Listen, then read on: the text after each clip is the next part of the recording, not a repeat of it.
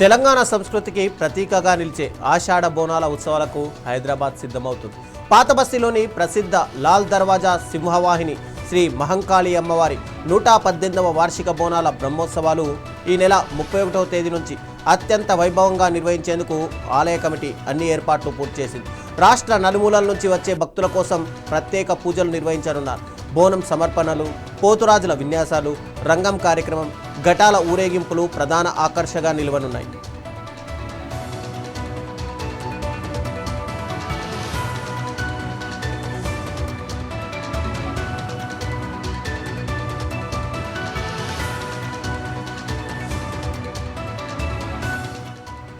తెలంగాణ సంస్కృతిని దేశ రాజధానికి చాటి చెప్పేలా లాల్ దర్వాజా దేవాలయ కమిటీ ఆధ్వర్యంలో ప్రత్యేక పూజలు నిర్వహించనున్నారు. అనంతరం భక్తులు, కమిటీ సభ్యులు ఢిల్లీకి వెళ్లనున్నారు. ఢిల్లీలోని తెలంగాణ భవన్లో జూలై 20, 21, 22వ తేదీల్లో 3 రోజుల పాటు 12వ వార్షిక బోనాల ఉత్సవాలను ఘనంగా నిర్వహించనున్నట్టు ఆలయ కమిటీ చైర్మన్ మారుతి తెలిపారు.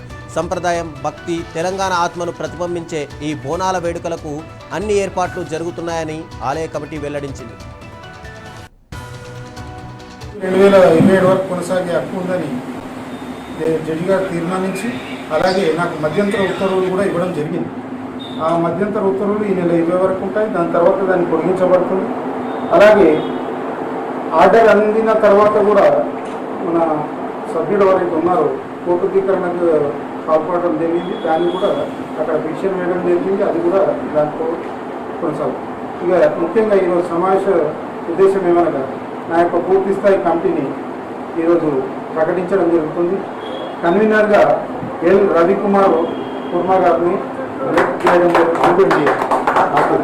బి అమర్నాథ్ యాదవ్ గారిని, అలాగే కోశాధికారులు ఏ చంద్రకుమార్, సిహెచ్ కొండల్ ముదిరాజ్ గారిని, సాంస్కృతిక కార్యదర్శులుగా ఎస్ శేషనారాయణ గారిని, అలాగే మాదాసు రామాంజనేయులు గారిని, ప్రచార కార్యదర్శులుగా శ్రీ రాకేష్ యాదవ్, కె మహేష్ గారిని, కార్యనిర్వాహక కార్యదర్శులుగా కొప్పుల అరవింద్ కుమార్, సి కార్తిక్ యాదవ్, దుర్గి సతీష్, ఎం కిరణ్, ఏ మల్లికార్జున్, సి పవన్ యాదవ్, ఏ శ్రీనివాస్ గుప్తా, వీళ్ళందరినీ కమిటీగా నిర్ణయించడం జరిగింది. వీళ్ళందరూ కూడా ఆలయ కమిటీ తరఫున అభినందనలు తెలియజేస్తున్నాను.